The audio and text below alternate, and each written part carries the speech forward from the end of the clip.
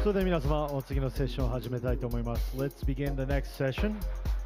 テーマはクロスチェーン通信、総合運用可能なブロックチェーンネットワークの未来です。The theme will be cross-chain communication, the future of interoperable blockchain networks. Speakers will be MarketAcross Managing Partner Itai Elizur, Crypto Council for Innovation Senior Advisor Sean Lee, Mysten Labs Head of Partnerships Japan Ken Kashiwagi, and Neo Head of Eco Growth John Wang. よろしくお願いいたします。Come up onto the stage.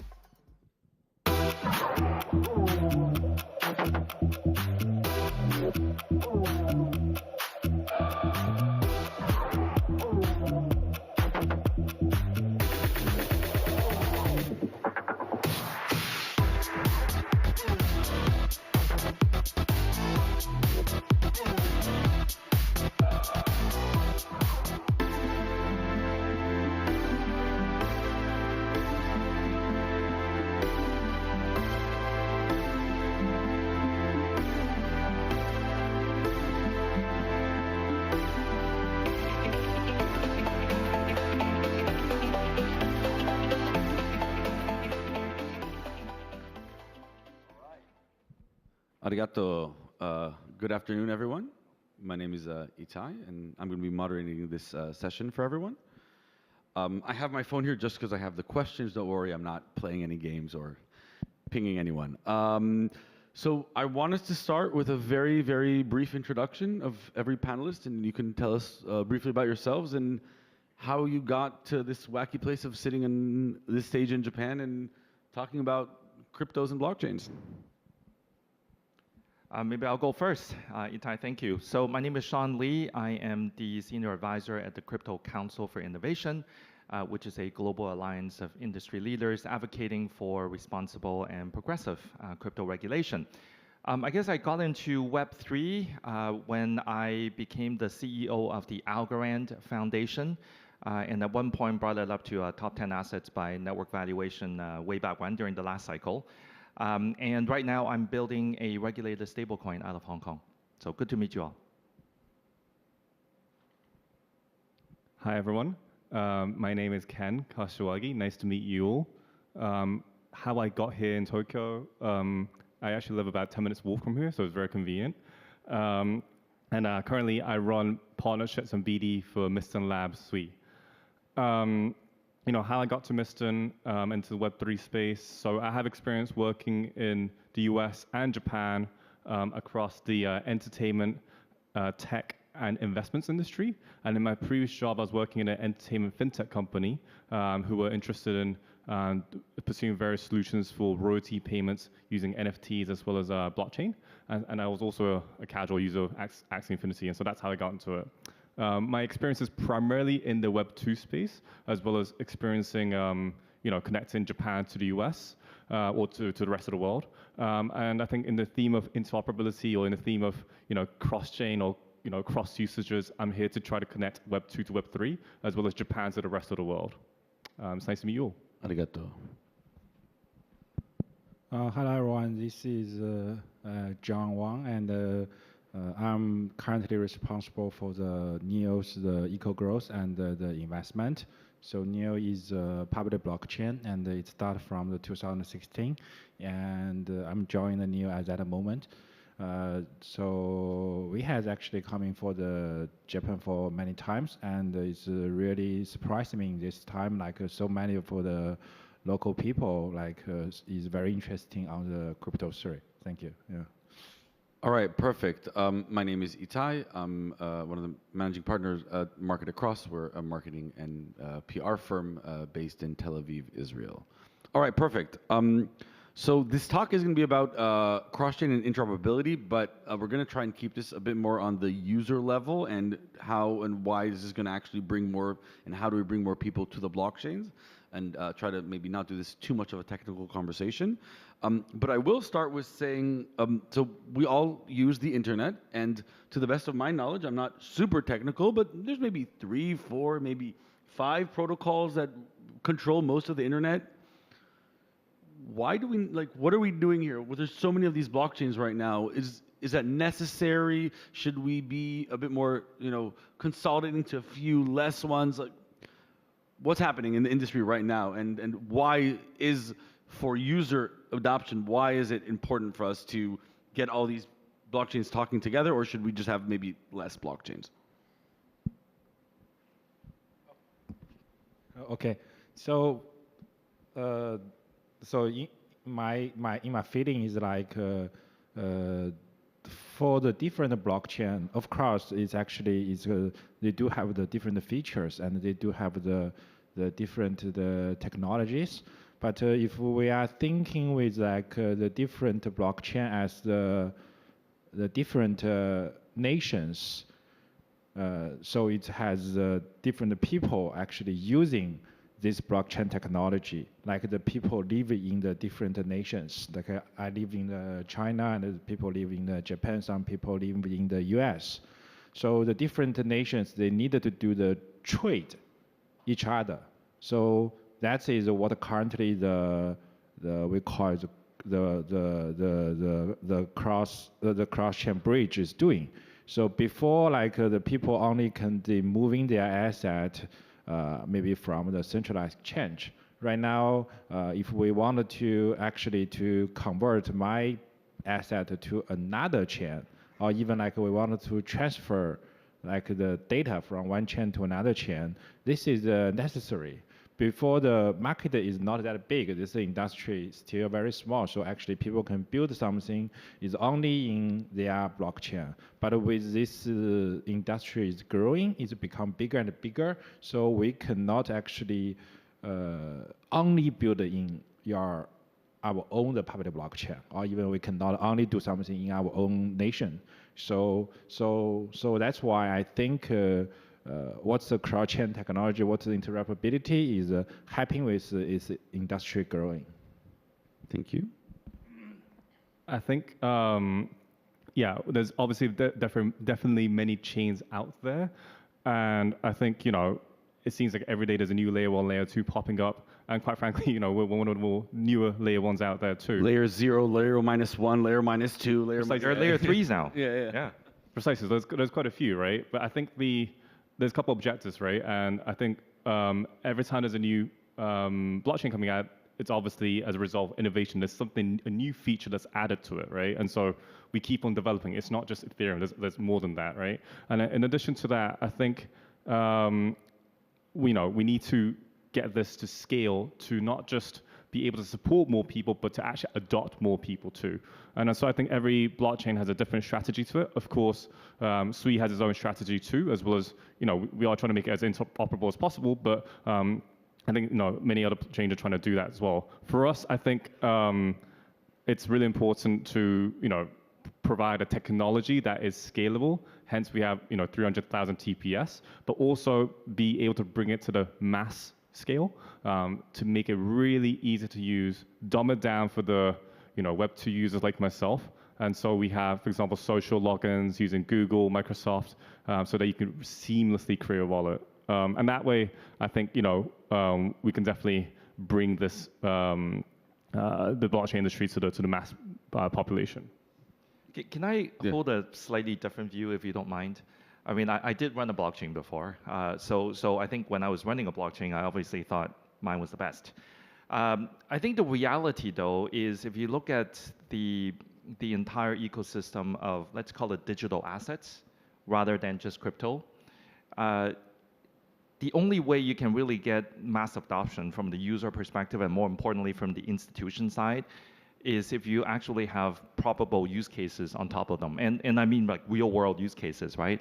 As much as I think we all love NFTs and DeFi and all of these amazing new innovation, at the end of the day, it's not really part of what we all do. Like I can't really use a crypto token to pay for my subway ride over here earlier this morning. So I think until that happens, I think innovation on the infrastructure side is excellent. But I do see now more and more blockchains that are really trying to drive that use case. And I think that notion of cross-chain communication, because of all these infrastructure, then becomes very important. But until that happens, I think we have more people building than potentially people using. Yeah, we're gonna get to that, but I think I kind of want to summarize or agree with everyone. I think what John is saying is like, all right, there's different nations and we have that, but we also need planes and ships to move from nations. And Ken is saying, well, that's cool, but we also want to make sure that our nation is unique and important, and how are we making our nation potentially, in the end of the day, there are going to be planes and ships, but not every nation has the same GDP or economy or whatever. And what Sean is saying, it's great, but what are these nations gonna have in them? So I think that's all like a very interesting kind of place to take that. And for users in the end, do they even need to know this is happening? Like also on the asset front, like are they gonna know that they're now playing a game on Sui and then maybe interacting with a NFT on Neo and then maybe like needing to transact with some, stable, like, do they need to know this, or in a perfect world, it's like a user, I don't know if my Facebook, if right now, if it's on Azul or if it's on AWS, how does that look like in your mind?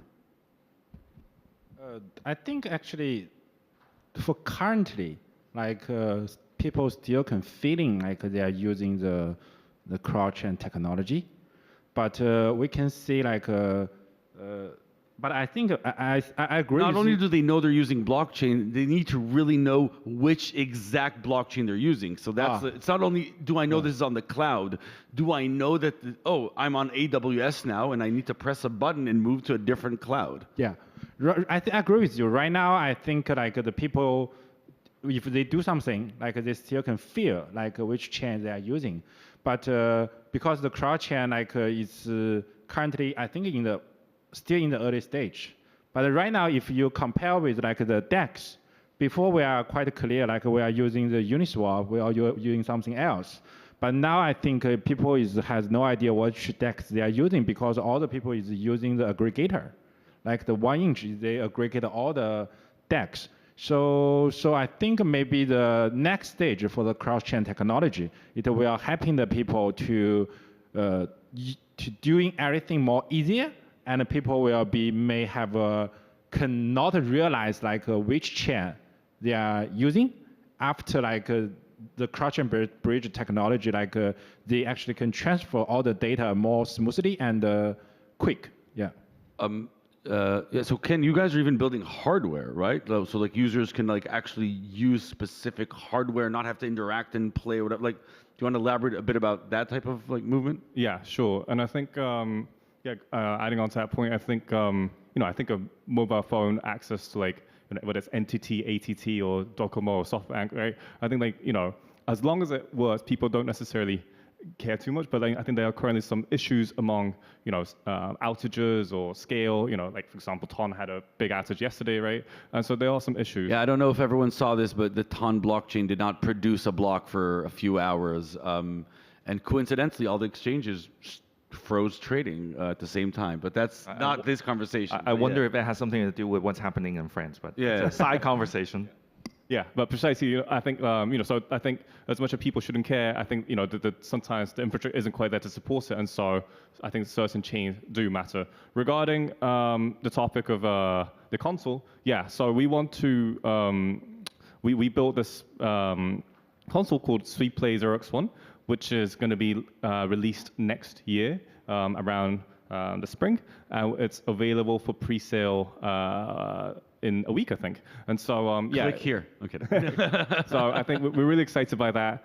For us, we are trying to adopt a mindset where we obviously take gaming seriously, but also taking it to the next level to get as many users on board, whether it's the degens out there or the hardcore gamers.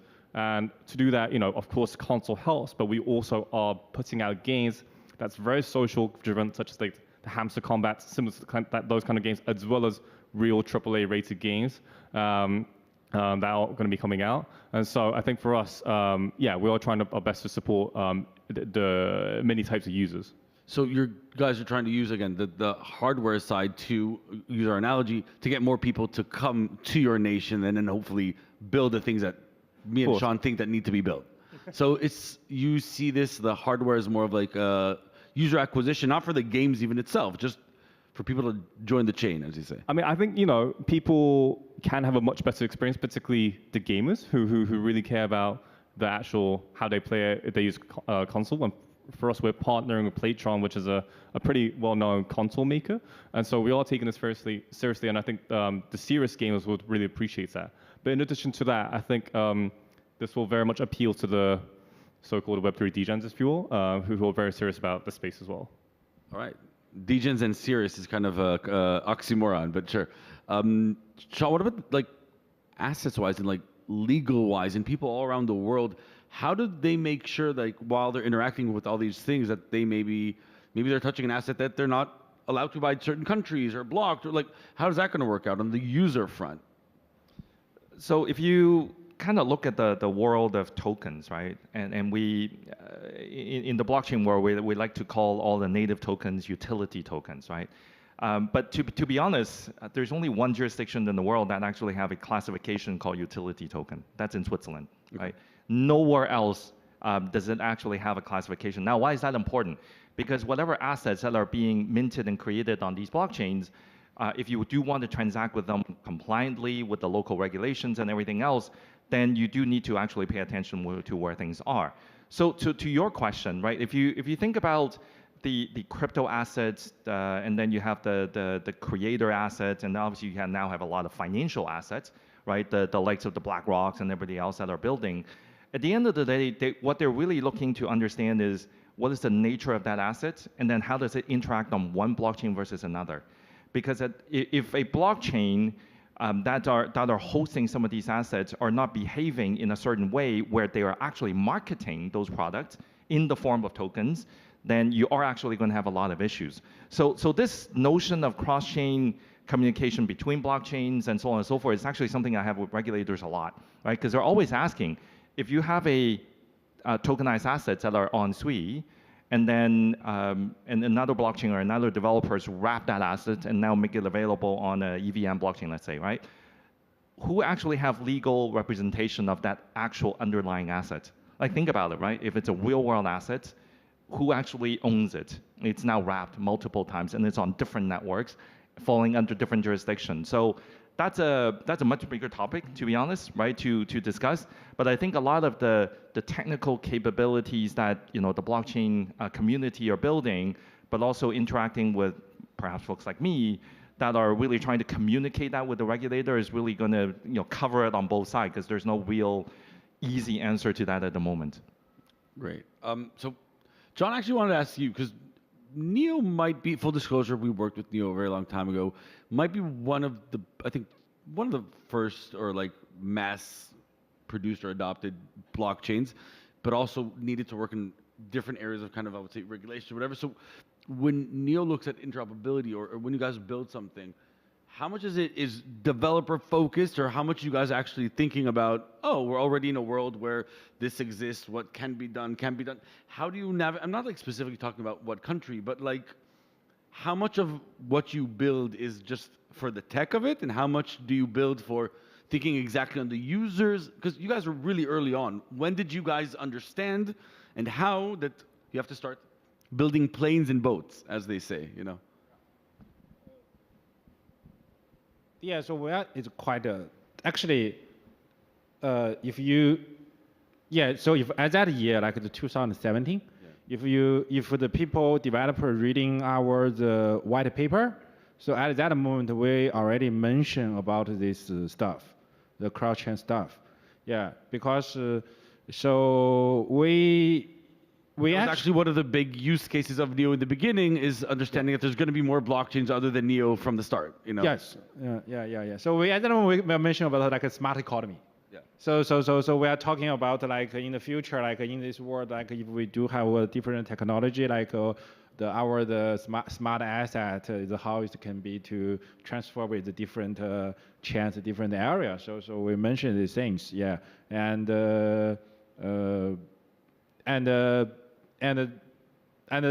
actually, to be honest, like the problem actually, what happened for the cross chain is we realized like compare with except for the developing, and the security is also very important. Yeah. So it doesn't matter like what technology you focus on the cross chain part or it's the public chain part.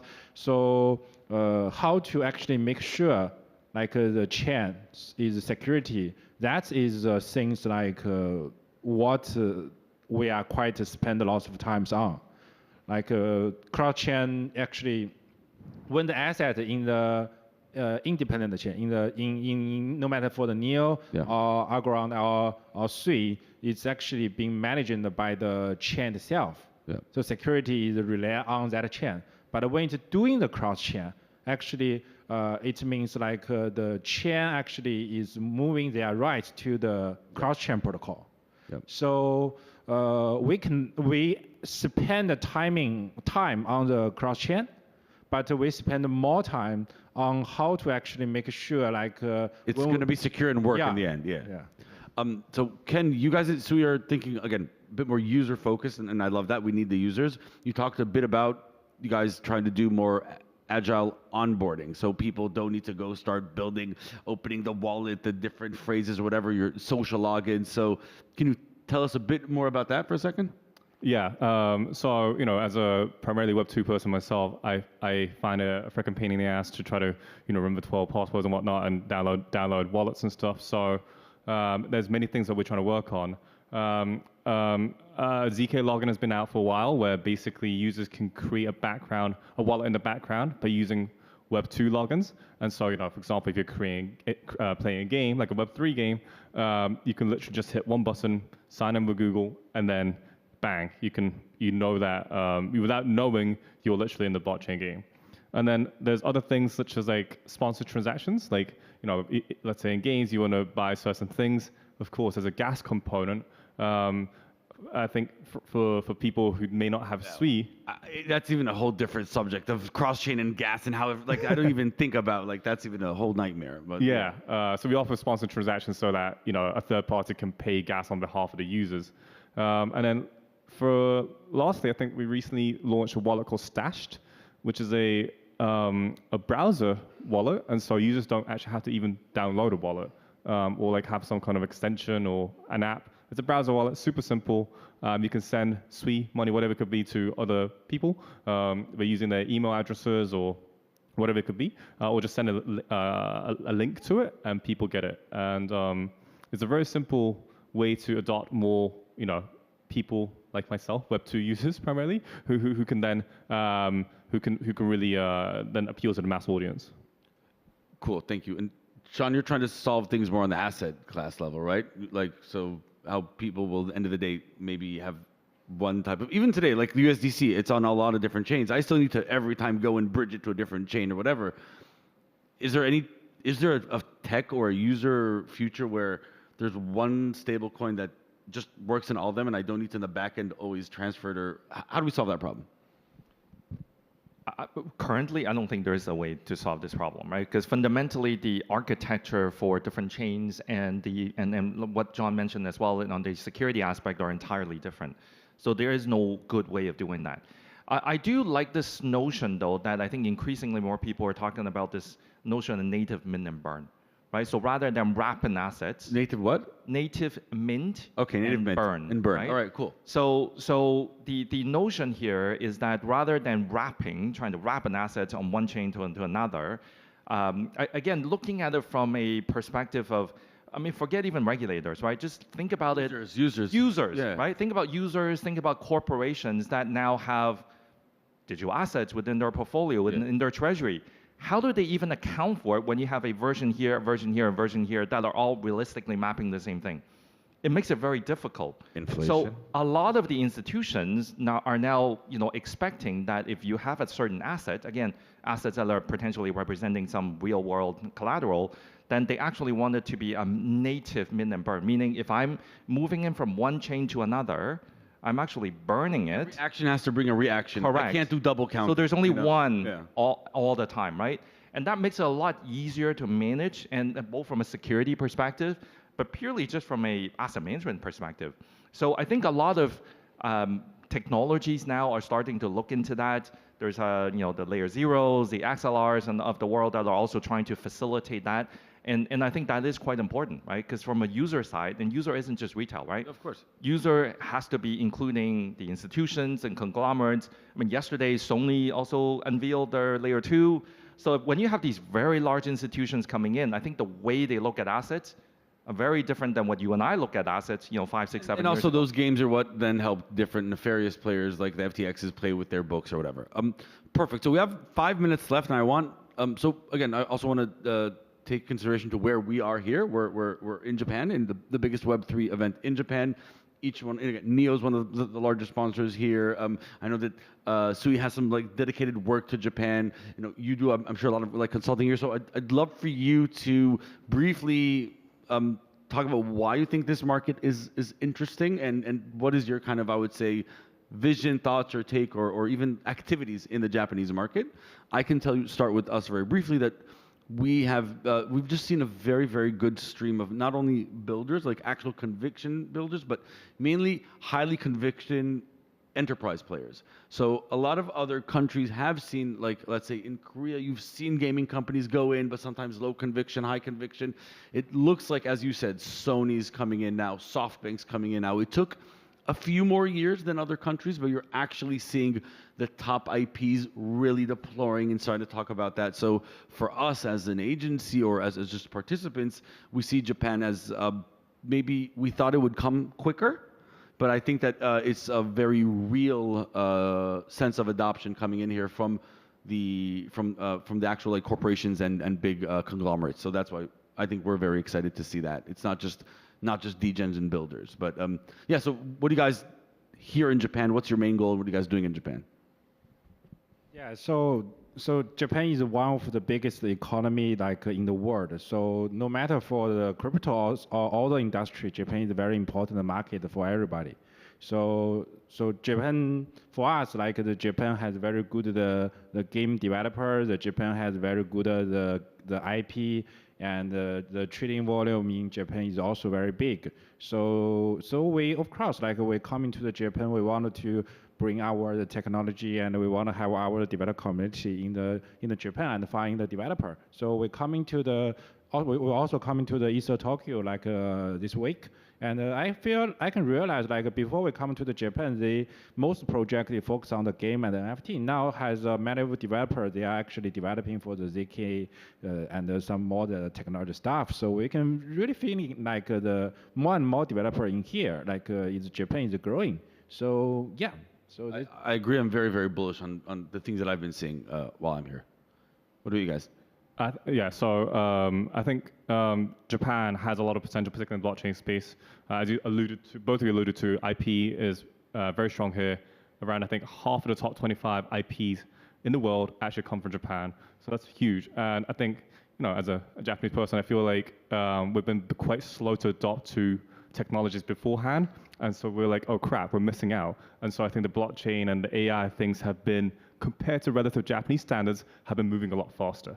And so I think that makes Japan a pretty exciting space for a blockchain company coming to Japan. And I think at the same time, right, I think Japan is very conservative, and the word trust is very key here.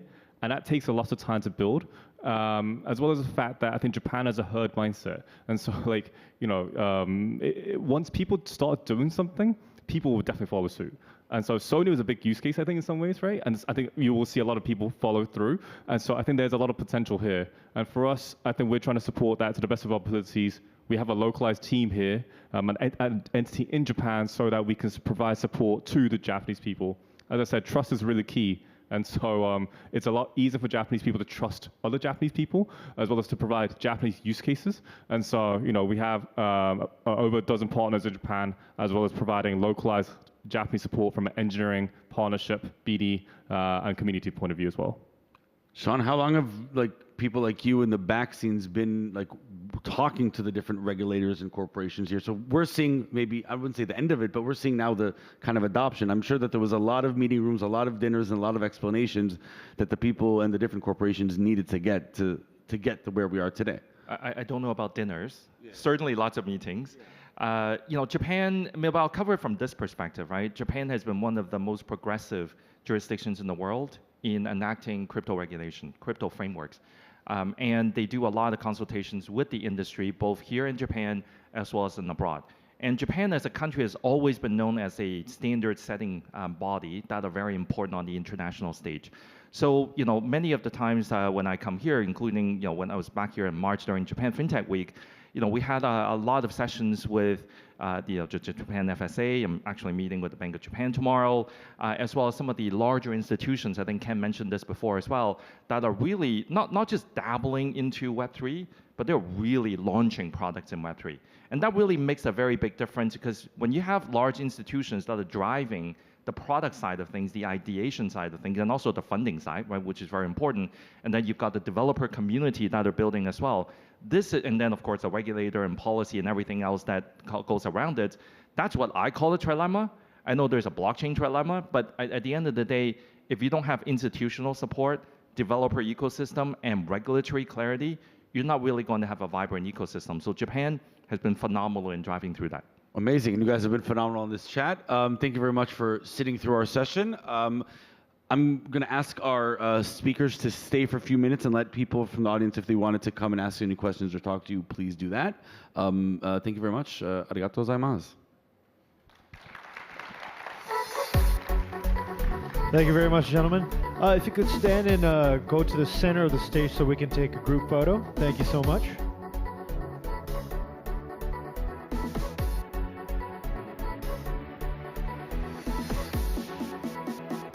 さあ、テーマはクロスチェーン通信、総合運用可能なブロックチェーンネットワークの未来でした。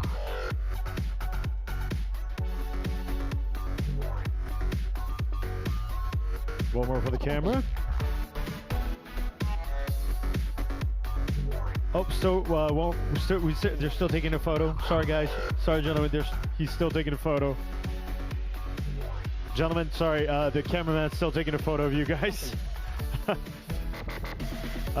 Yeah. 言ってしまった。ごめんなさい。Thank you very much. もうちょっと低い声で言えば聞こえてたかもしれないな。頑張ります。